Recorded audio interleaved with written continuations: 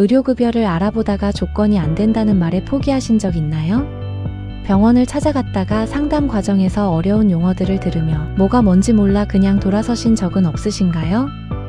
혹은 부모님이나 배우자가 의료급여 기준에 맞지 않을 것 같아서 신청조차 못하셨나요? 이 영상은 그런 분들을 위한 이야기입니다. 실제로 조건이 맞지 않았던 분들이 결국 도움을 받게 된 사례를 바탕으로 구성했습니다. 안녕하세요. 복잡하게 느껴지는 복지제도를 사람의 이야기로 전해드리는 복지사람들입니다. 복지는 단순히 돈을 주는 제도가 아니라 위기에서 다시 일어설 수 있도록 돕는 사회의 장치입니다. 특히 의료급여는 생명을 지키는 최후의 보루라고 할 수 있어요. 쉽게 말하면 갑작스러운 병원비 때문에 가정이 무너지는 일을 막기 위한 최소한의 안전망이라고 생각하면 됩니다. 병원비가 빌미가 되어 가족 전체가 어려움에 빠지는 일이 없도록, 그리고 아파도 병원을 못 가는 일이 없도록 만들어진 제도입니다. 이것이 의료급여가 필요한 이유입니다. 사례는 실제 사례를 바탕으로 재구성된 내용입니다. 서울에 거주하는 70대 여성 어르신이 있습니다. 이분은 몇 년 전 당뇨병 진단을 받으셨어요. 처음엔 큰 병이라는 생각에 많이 무서워하셨습니다. 하지만 시간이 지나면서 더 무서운 건 병 자체가 아니라 병원비라는 걸 알게 되셨어요. 매달 병원에 가서 혈당 검사를 받고 약을 받는데 그 돈이 만만하지 않았거든요. 이 어르신은 그 고민 끝에 의료급여를 알아보기로 마음먹으셨습니다. 주민센터를 찾아가 상담을 신청했어요. 담당자는 친절하게 설명했습니다. 소득 기준이 있고 자산도 봐야 하고 여러 서류를 준비해야 한다고요. 그 말을 듣고 이 어르신의 마음은 점점 내려앉았습니다. 자신은 아들이 있고 그 아들이 일을 하고 있으니 아마도 기준을 초과할 것 같았거든요. 담당자가 확인해 봐야 알 것 같다고 해도 이 어르신은 이미 마음을 굳혔어요. 안 될 거라는 생각이 들었고 포기하고 싶었습니다. 그렇게 1년이 지났어요. 매달 병원비를 내면서 힘들어 하셨고 약값이 아까워 약을 거르기도 하셨고 당뇨 검진도 자주 못 가셨습니다. 그 과정에서 당뇨 수치는 더 올라갔고 건강은 더 나빠졌어요. 그런데 어느 날 동네 반장님이 이 어르신을 찾아왔습니다. 혹시 복지 상담을 받아볼 생각이 없냐고 물어보신 거예요. 그 한마디가 얼마나 큰 용기를 주었는지 이번엔 이 어르신이 직접 주민센터로 갔습니다. 이번 상담은 달랐어요. 담당자도 달랐고 더 꼼꼼하게 물어봤습니다. 서류도 함께 정리해주고 아들과의 관계도 다시 확인했어요. 몇 주 후 결과가 나왔습니다. 의료급여 2종 승인입니다. 그 어르신은 처음 상담받을 때는 안 될 거라고 생각했는데 다시 한번 시도하니 가능했던 거예요. 이제 그 어르신은 당뇨 관리를 제대로 할 수 있게 되셨습니다. 약도 제때 먹을 수 있고 검진도 규칙적으로 받을 수 있게 됐거든요. 이 사례처럼 안 된다는 말 한마디에 포기했던 분들이 다시 시도해서 도움을 받은 경우는 많습니다. 이제 그 경계선에서 다시 문을 연 두 가지 사례를 소개하겠습니다. 대구에 거주하는 60대 여성의 이야기입니다. 이분은 얼마 전 중풍으로 입원했다가 퇴원하셨어요. 운이 좋아서 응급실에 빨리 도착했고 치료도 잘 받아서 생명은 건지셨습니다. 하지만 문제는 퇴원 후였어요. 재활치료가 필수적인데 그 비용이 엄청났거든요. 한 달에 몇백만 원대의 비용이 나왔습니다. 이 어르신은 의료급여를 알아보기로 했어요. 주민센터를 방문해서 담당자와 상담을 나눴습니다. 담당자는 이 어르신의 상황을 꼼꼼히 들었어요. 소득 기준을 확인하니 일반적인 의료급여 2종 기준에는 조금 못 미쳤습니다. 그런데 담당자가 제안한 게 있었어요. 바로 한시적 지원입니다. 이 어르신은 처음 들어본 제도였어요. 담당자가 설명해 주었습니다.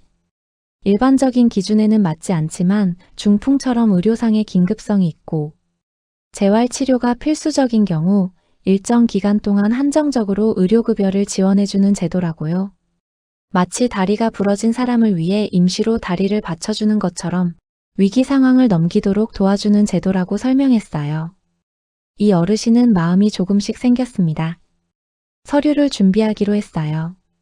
중풍 진단서, 재활치료 계획서, 신경과 의사소견서, 현재 약물 처방전까지.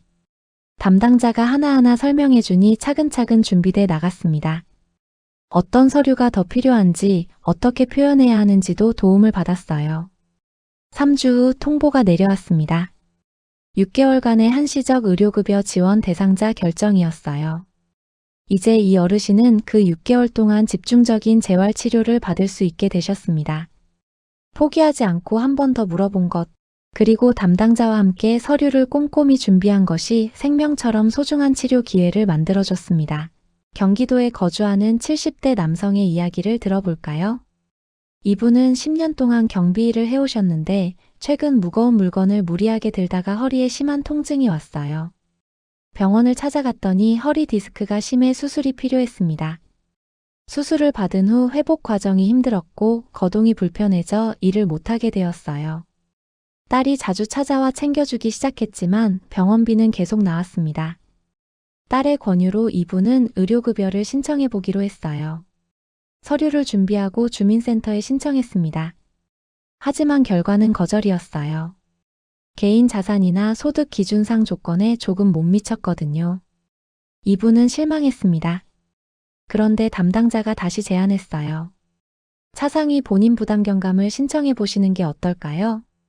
담당자는 최근 상황을 고려해 재량 심사를 신청했고 주치의 소견서와 의료비 영수증 같은 자료들을 함께 제출했습니다. 한 달 후 통보가 내려왔습니다. 차상위 본인 부담 경감 승인입니다.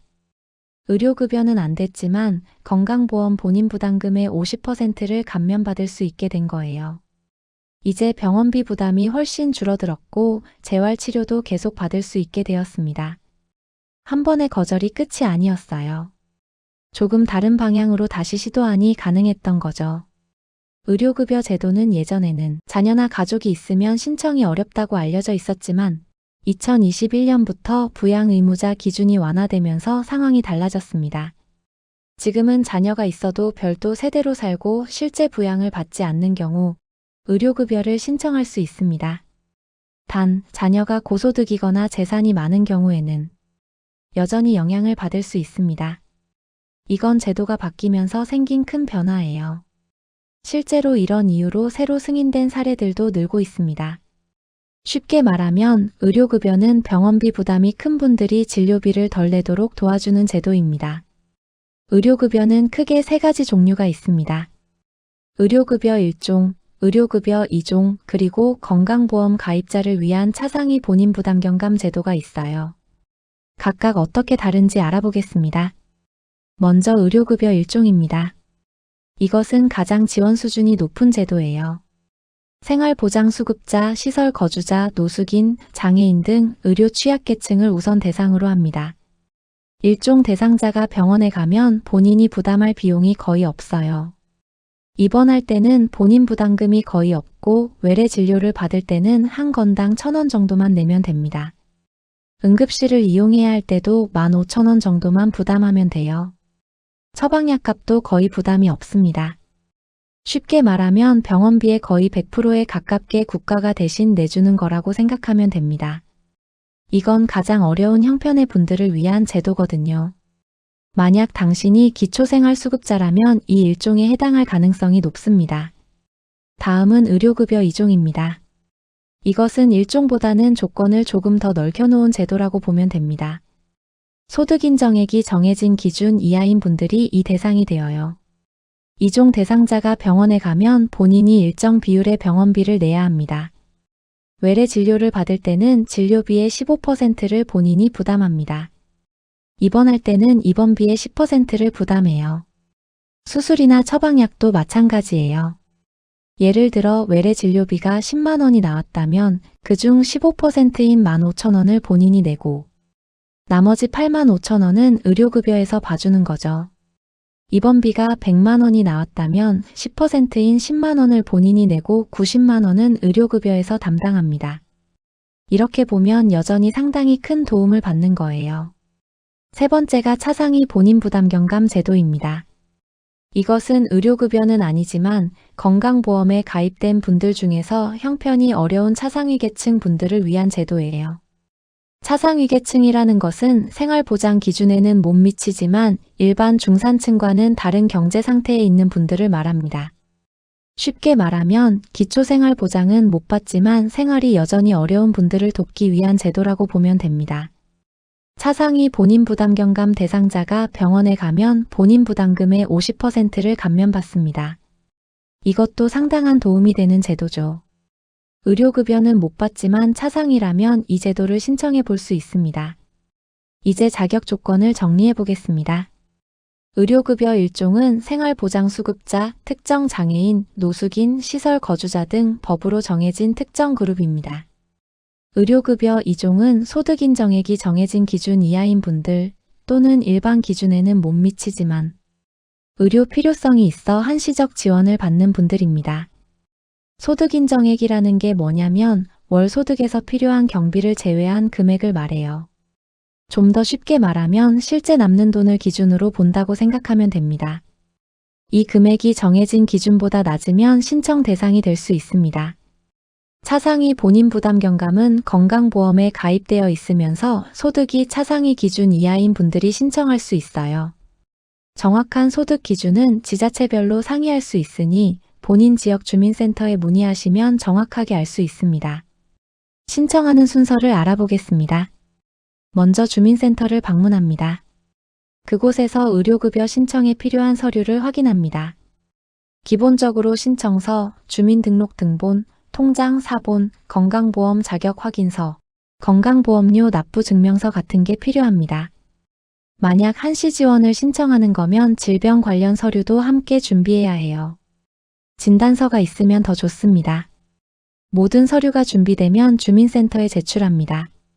그럼 시청이나 군청으로 올라가서 심사를 하게 되는데 이 과정이 2주에서 4주 정도 걸립니다. 그동안 담당자가 필요한 추가 자료를 요청할 수도 있어요. 전화로 연락이 올 수도 있고 주민센터를 통해 알려줄 수도 있으니까 연락을 잘 받으면 됩니다. 승인되면 의료급여증이 발급되고 거절되면 그 사유를 설명해 주죠. 주의해야 할 조건들이 있습니다. 소득이 기준을 크게 초과하거나 자동차나 건물 같은 고가 자산을 보유한 경우에는 어렵습니다. 또한 부양 의무자가 있고 그분의 소득이 높으면 제외될 수 있어요. 하지만 부양 의무자가 있어도 특정 사정이 있으면 예외가 될 수 있습니다. 예를 들어 부양 의무자가 있지만 본인과 불화가 있거나 장애인이거나 질병으로 일할 수 없는 상태라면 재량심사를 신청해 볼 수 있습니다. 절대 안 된다는 법은 없습니다. 상황에 따라 달라질 수 있으니까요. 하지만 실제로는 담당자와의 상담이 쉽지 않을 수도 있습니다. 담당자가 불친절하거나 귀찮아하는 태도를 보일 수도 있어요. 이런 상황이 오면 어떻게 대응해야 할까요? 먼저 화내지 마세요. 감정적으로 대응하면 상황이 더 나빠질 수 있습니다. 대신 이렇게 말해보세요. 혹시 안 되더라도 어떤 점에서 어려운지 자세히 알고 싶습니다. 이 말 한마디가 담당자의 태도를 바꿀 수 있습니다. 그래도 어렵다고 한다면 안 될 가능성이 높다는 건 이해하지만 그래도 한 번만 신청해보게 도와주실 수 있을까요? 이렇게 정중하게 물어봐 보세요. 이런 말 한마디에 마음이 바뀌는 담당자들도 많습니다. 그래도 계속 거절한다면 혹시 이의 신청이 가능한지 알고 싶습니다 라고 물어봐 보세요.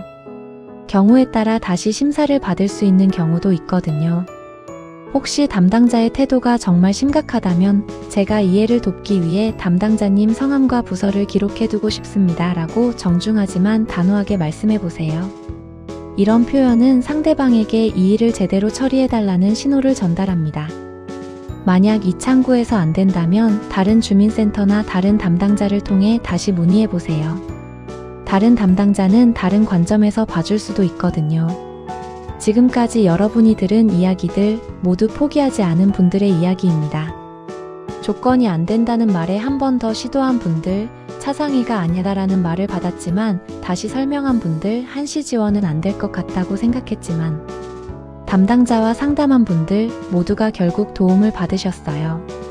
그 과정에서 가장 중요한 게 뭐냐면 포기하지 않는 용기였습니다. 한 번의 거절이 끝이 아니라는 걸 아는 것, 그리고 그걸 믿고 다시 한번 시도하는 것.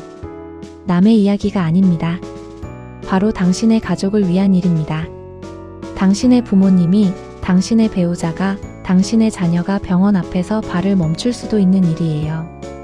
당신이 포기하는 순간 당신의 가족은 기회를 잃게 됩니다. 하지만 당신이 한 번 더 시도하는 순간 복지는 움직입니다. 의료급여는 당신의 가족을 지키는 사회의 약속입니다. 복지 사람들은 그 길을 함께 하겠습니다.